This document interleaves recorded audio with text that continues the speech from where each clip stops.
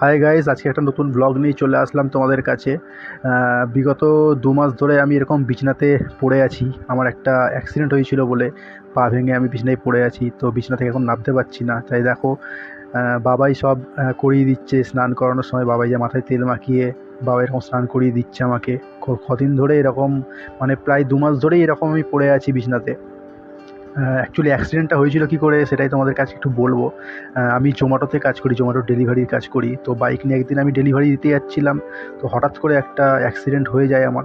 তো সেই অ্যাক্সিডেন্টে আমার পায়ের যে ফুট, মানে পায়ের পাতা, সে পায়ের পাতাটার 3টে আঙ্গুলের হাড় আমার ভেঙে গিয়েছিল। তো সেই জন্য আমাকে সার্জারি করতে হয়েছিল।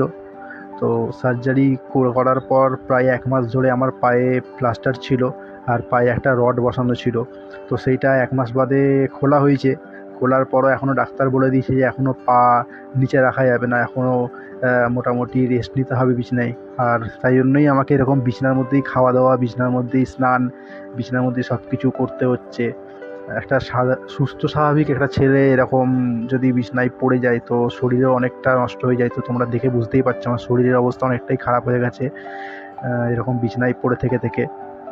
এই সমস্ত কিছুটা আমার বাবাই করে, মানে সারাদিন, মানে নিজে কাজ কামাই করে এরকম আমাকে স্নান করানো থেকে শুরু করে খেতে দেওয়া, তারপরে পায়খানা, বাথরুম, এগুলো সব কিছু বাবাই করায়।